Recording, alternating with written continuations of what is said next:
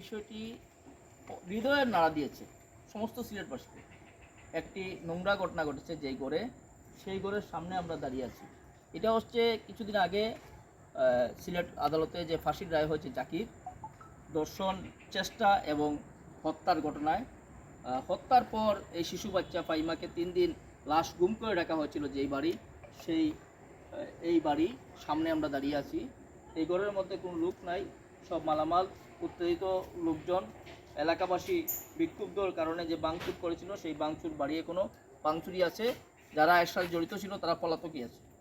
যদিও আদালতের রায়ে জাকিরের ফাঁসি দেওয়া রায় হয়েছে এবং তার 2 ভাইকে এই মামলাতে খালাস দেওয়া হয়েছে, কিন্তু আমরা যতটুকু জানতে পেরেছি এলাকাবাসী এবং জাকিরের মামলার বিষয়ে, রায়ের বিষয়ে ফাইমার পরিবার, ফাইমার মা দাবি করেছেন যে জাকির হত্যা করেছে এবং তার 2 ভাই এই লাশের গুমের বিষয়ে সর্বাত্মক সহযোগিতা করেছে তার পরিবার। সুতরাং যে 2 জনকে খালাস দেওয়া হয়েছে, ফাইমার মায়ের দাবি এবং এলাকাবাসীর দাবি ওই 2 জনকে যাতে আইনের আওতায় আনা হয়। আমরা সেই বাড়িটি আপনাকে দেখানোর চেষ্টা করছি এবং এই বাড়িতে এসেছি। আমরা এই ঘটনার তীব্র নিন্দা জ্ঞাপন করছি মিডিয়া পরিবারের পক্ষ থেকে, সিলেটের সকল কর্মরত সাংবাদিকদের পক্ষ থেকে, সিলেটের সচেতন নাগরিকের পক্ষ থেকে। আমরা এটা কাম্য করি না যে শাহজালাল শাহপুরানের মাটিতে এ ধরনের কোনো কুলাঙ্গার সৃষ্টি হবে, যেটা শিশু বাচ্চা তাকে এনে দর্শন করে চেষ্টা করবে, হত্যার চেষ্টা করবে। সো তার ডাকে সাড়া দিয়ে এই জাকিরের জন্য এই ফাইমা গিয়েছিল সিগারেট কেনার জন্য। তার ডাকে সাড়া দিয়ে তাকে চাচা ডেকে সিগারেট এনে চাচাকে দেওয়া মাত্রই সে এই মর্মান্তিক ঘটনার শিকার হয় এবং চাচা দরজা লাগিয়ে দেয়। অথচ এই জাকির বিবাহিত। এটি সিলেটবাসীকে নাড়া দিয়েছে। আমরা ঘটনার তীব্র নিন্দা জ্ঞাপন করছি এবং ন্যায়সঙ্গত বিষয়ে আদালতের রায়ে যেন ওই বাদী পরিবার কোনো ধরনের কষ্ট না পায় এবং ন্যায় বিচার আশা করছি আমরা মিডিয়া পরিবারের পক্ষ থেকে। এখন আমাদের সাথে উপস্থিত আছেন, আমাদের সাথে যারা এসেছেন, আমরা একটা মিডিয়া টিম এখানে এসেছি এই বাড়িতে এবং ফাইমার মায়ের সাথে দেখা হবে একটু পর। শিমুল ভাই একটু বলবেন। আমি বলতে চাচ্ছি যে রায় ঘোষণা হয়েছে, এই রায় যেন বাস্তবায়ন হয় এবং এই রায় বাস্তবায়নের মাধ্যমে সিলেটে পুনর্বার যেন এ ধরনের কোনো ঘটনা না ঘটে, পুণ্যভূমি শাহজালালের স্মৃতিবিজড়িত এই সিলেটে এই ঘটনা যেন না ঘটে, এই আশাবাদ ব্যক্ত করে আমার বক্তব্য শেষ করছি। এলাকার পক্ষ থেকে আসসালামু আলাইকুম। বিগত দিনে আপনারা জানেন মিডিয়ার মাধ্যমে ফাইমা নিখোঁজ হয়েছিল। নিখোঁজ হওয়ার 2 দিন পর তার লাশ পাওয়া গিয়েছিল। তো আমরা অনেক খোঁজাখুঁজি করার পরে যাতে আমরা লাশ বের হওয়ার পরে আসামি শনাক্ত হয়েছে।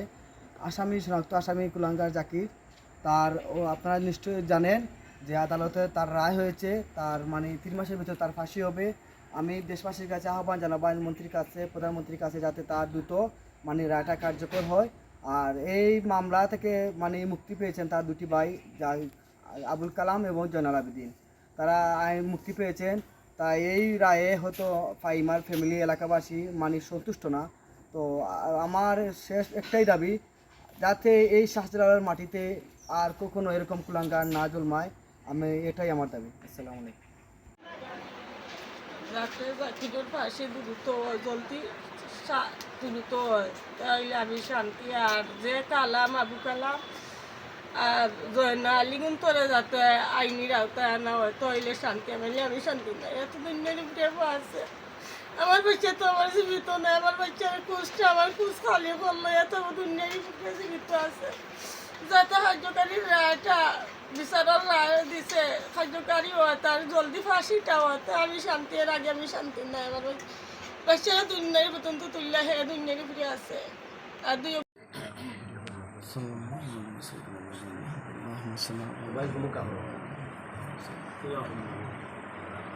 الحمد لله رب العالمين والعاقبة للمتقين والصلاة والسلام على أشرف الأنبياء والمرسلين وعلى آله وأصحابه أجمعين.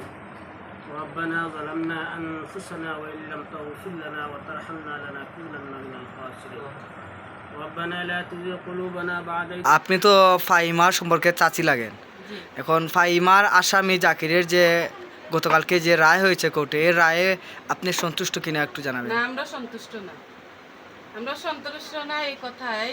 জাকির তো জাকিরের কাজ করে ফেলাইছে, তাই খুন করছে, ঠিক আছে, কিন্তু তার ভাই জয়নাল, আবু কালাম এরা যে ঘরে তারা 3 দিন করে গুম করে রাখছে, তার ফ্যামিলি সব, তাই একা একা এই কাজ করতে পারছে? তারা ছাড়া এই সাহস পাইলো কিভাবে? তার ফ্যামিলির মানুষ সাহস দেয় না, তো তাই সাহসটা পাইছে। তো তার মৃত্যুদণ্ড হইবে, যত দ্রুত হয় তার মৃত্যুদণ্ড, এটা আমরা জানার শান্তি দিব, তার আগে কোনো শান্তি না। আর যে 2 জন বাইরে আছে তার ফ্যামিলি মানে সবাই যেন আইনের আওতায় নেওয়া হয়, তার যেন শাস্তিমূলক দেওয়া হয়।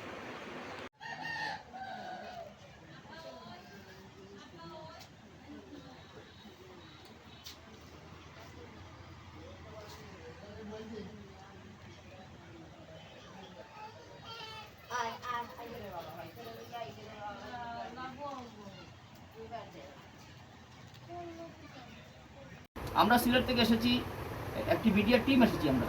গণমাধ্যম কমিশনের কেন্দ্রীয় সাংগঠনিক সম্পাদক তিনি ঢাকায় থাকেন, কামাল ভাই। তো এই ঘটনাটাই আমার কাছ থেকে উনি বিস্তারিত শুনছেন। সময় শর্ট উনি কালকে চলে যাবেন ঢাকায়। তারপরও আজকে 2-3টি কাজ পেলে শুধু ফাইমার মাকে এক নজর দেখার জন্য, অনুমতির জন্য তিনি এসেছেন। আমাদের সাথে শিমুল ভাই যারা এসেছেন সকলকে আমরা টিমের পক্ষ থেকে, এলাকাবাসীর পক্ষ থেকে ধন্যবাদ জানাচ্ছি। এবং আমরা ফাইমার মার কাছ থেকে আসলে মূল বিষয়টা জানতে চাই। না গ্রুপ ছবি নেই, ওটা নাই, স্থায়ী